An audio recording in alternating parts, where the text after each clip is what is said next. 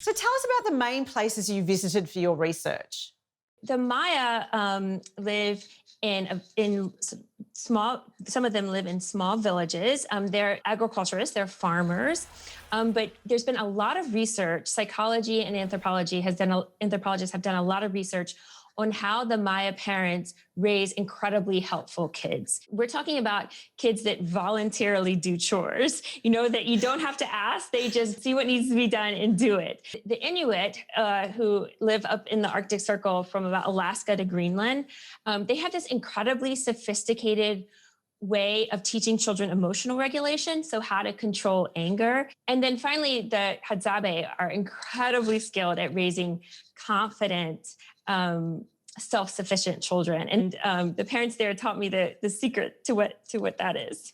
It's like you have selected the qualities you want in your child and then found it around the world in parenting to learn from it. What did you observe about these parents in the 3 different parts of the world? One of the big core elements is that children are welcomed into the adult world. So every task that we did when we were with the Hadzabe families, whether it was like collecting firewood, hunting, going to get water, digging tubers, every task that was done, children were welcome and they were asked to participate in very small ways. And I think what this does, and I think it's one of the things that we're missing in Western parenting, is that it teaches children to work together and cooperate with their family and work together as a team so that they learn that these things are shared responsibilities and then they come much, much easier. You don't have to nag, you don't have to yell. The kid just naturally does it because they've been doing it for so long. The other thing I really love about this is it's teaching the child that they're valued and that their contribution is valuable. Yes, absolutely. This is actually huge because we often think that kids are motivated by like praise and pleasing us. But a lot of psychological evidence shows that kids are actually really motivated when you accept their contribution, when they make a difference and can contribute to what's going on. Their motivation skyrockets. In your book, you talk about team parenting. Can you step us through what team stands for? Yes. So T is for togetherness. So this idea of doing things together. So one of the big differences in many cultures around the world than in Western parenting is that there aren't these child-centered activities. So activities that are just for children and that parents would never do otherwise. Instead, the adults go about their regular lives and include the child. So the laundry is done together, the cooking is done together, all activities are together. And this makes life so much easier, right? Because then when you have to leave in the morning to go to work or you have to leave the playground or the park together, the kid goes because the kid has been doing things together with you. The E in teen parenting is encouraging. And in the book, you'll read about all these tools that encourage children to do things instead of forcing them, because nobody likes to be forced to do something. I don't like it. Why would my daughter like it, right?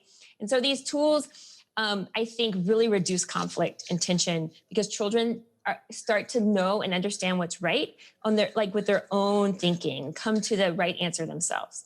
A is for autonomy, allowing the child to make decisions from moment to moment within reason, but giving them this sense of choice of what they're doing in their lives. But it's not just complete independence. In all of the cultures in the book and in many cultures around the world, parents also require children to be helpful, kind, and share. So you can do what you want from moment to moment, but you have to also look for ways to help other people, be respectful, and share.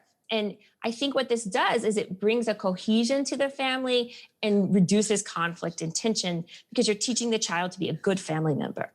And then finally, M is minimal interference, which is this idea that you step back and you let children explore and learn on their own, but you watch and you pay attention. And if the child really needs something, you step in with a very gentle interference, a gentle guidance. What about when children throw tantrums? What have you observed in the parents in these different parts of the world when their child is tantruming?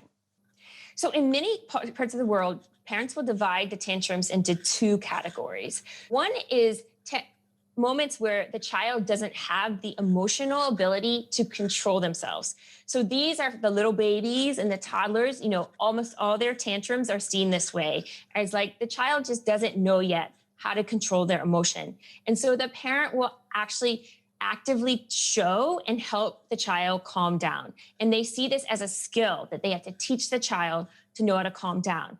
And they do that by being calm themselves and showing them how to regulate their body and their emotions.